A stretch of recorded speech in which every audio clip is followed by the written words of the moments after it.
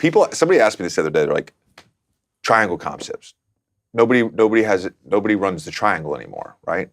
Does it exist in the NBA? And the truth of the matter, there are still concepts that exist. So we don't, the Chicago cut, which was when you throw it in the post, the guard would cut through, screen in the middle of the paint. For the big guy, you don't want to switch that. If you do switch it, you know, Pekovic from Minnesota would catch the ball at 5 feet against me and just jump hook, right? Easy breezy. Teams don't really run the Chicago cut anymore. The two things that they still run, blind pig, which New York runs for Brunson all the time, where Hartenstein or Mitchell Robinson flashes to the elbow. You deny Jalen Brunson, he's getting that back cut going downhill. They'll get into the step-up pick and rolls with blind pig action, right?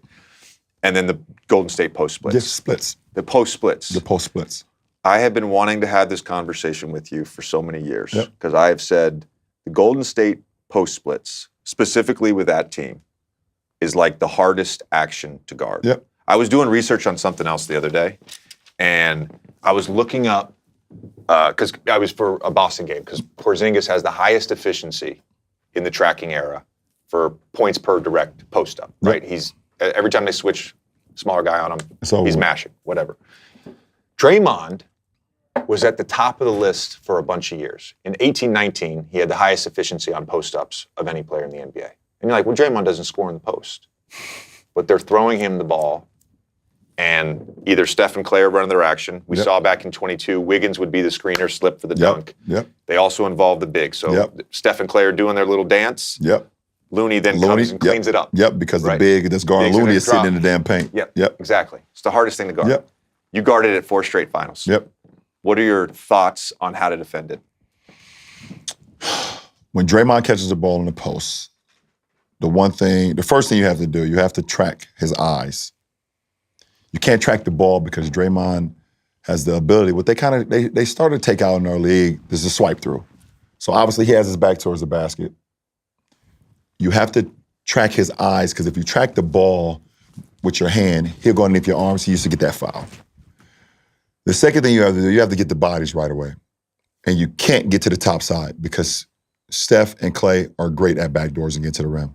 You have to get to the lower hip of them, and who's ever setting the screen has to give a little space so you don't allow it to slip. And the guy that's guarding either Steph or Clay that's coming off, you have to get to the bottom hip of their shoulder and trail them all the way out. The two most important people in the whole thing is the two guys that's weak side. When they have certain shooters out there, it's very difficult. But 9 times out of 10, when we were playing them in the finals, at times it was JaVale McGee and Iguodala. It was Andrew Bogut, Sean Livingston, Harrison Barnes. When everything went haywire,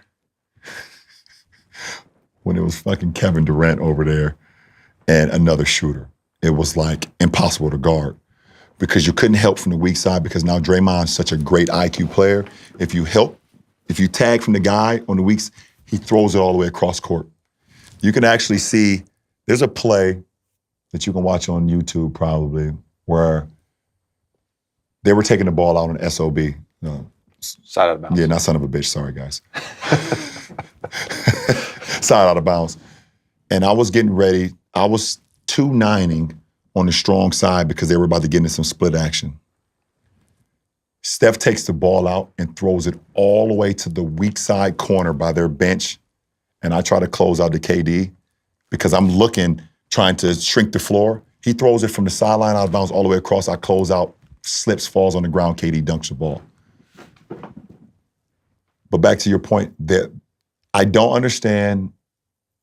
Well, I do understand why most teams don't run it because they don't have the personnel. They don't have the personnel. There are certain teams that, like right now, Mike Brown in Sacramento is kind of running some split action. He has those shooters. He has obviously Kevin Huerter. He has the kid Keegan Murray who can shoot the piss out the ball, and also the speed of De'Aaron Fox.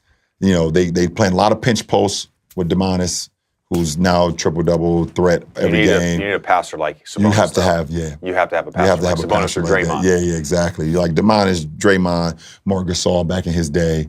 Certain guys, obviously Joker, he's one of a kind, but you have to have the personnel. You have to have the personnel.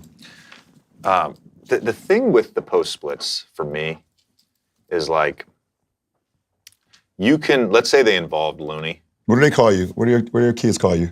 Dad? Why? No, when you coaching, what do they call you? Coach JJ, Coach. Oh, they Reddick, just call me JJ. They just call you JJ. Oh shit. Okay. Lock your iPhone first. No, we don't want to talk to you right now, Siri.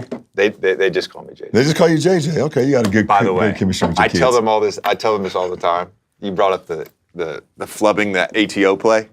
Yeah. I don't care if you miss a shot. I don't even care if you take a bad shot. I've never yelled at a kid or gotten on a kid for taking any shot. Right.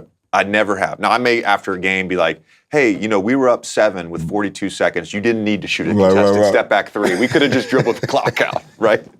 What drives me crazy, though, is when I draw an ATO and then we go out and they forget it. It's like, dude, it's been 10 seconds. My big thing with them now is like, don't worry about what I'm drawing up. Just watch you. That's it. Pay attention to you. That's it. Just watch you. Just watch That's you. you. That's Anyways, so let's say you involve Kevon Looney or whatever. Yep. And so the big decides to be in a drop back here. Yep. So Steph and Clay, they're up here doing their dance or whatever. Yep. They're going to get an open 3. Yep. Right? Yep. If you switch out with Kevon Looney's guy, I think what's always been difficult for me is someone who's guarded that action. You were talking about body position. Yep. Bro, sometimes it doesn't matter. They're so good. The second you get on that angle, the second you turn your head, the cutting to the basket is the hardest part to me. Yep. Like, I can chase over a screen and get a contest on a 3. But like, they're just, they keep you off balance, which is interesting that you bring up the weak side being the key to the whole thing. But that's like, what you're saying is advanced basketball IQ. You know what? You're saying if I'm guarding Draymond in the post, Kevon Looney is at the quad. They're doing their thing. At the free throw line. They're doing their thing. You're saying that if he has a wide open 3, why not? Are you saying Draymond's man just go take and then Kevon Looney just stays in the paint? Is that what you're saying? No, I'm saying as this guy, right? As one of them. Yep. So we can switch this action. Yep. Let's say we're switching this action. I'm saying if Kevon Looney is so worried, he's in this, his guy's in this drop, and he's off the body, we're going to live with the contested 3. Yep. Right? You're going to give that up if you're worried about taking the layup. Yeah, for sure. The second you bring Kevon Looney up, they're getting a layup. Yeah, for sure. They're getting a layup. Yeah, you're getting a layup. It's too hard to guard. Yeah. The dance is too hard. Right.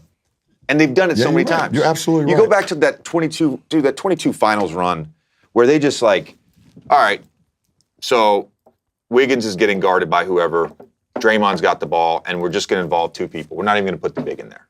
Yeah. How many cuts did Wiggins get? He runs into the split action and doesn't even stop. He doesn't even stop. Slips straight to it. And it's a layup. And you know or what's a dunk. interesting? You think about that run. You're talking about getting in the playoffs.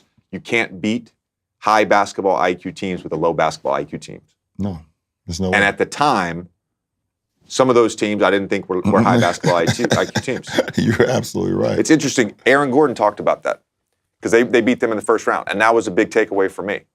Now, they didn't have the personnel. They didn't have KCP, right? They didn't have the personnel. Murray was hurt. Mm-hmm. But I'm not saying would never say a guy's dumb. I'm saying basketball IQ. Yeah, for sure. They got outsmarted that series. Yeah.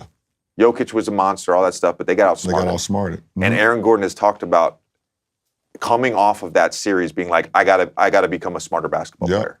Yeah. To win at the highest level. To win at the highest level. And he did it. Hey guys, thanks for listening. Thanks for watching Mind the Game podcast. If you like it, please hit that subscribe button. Thank you.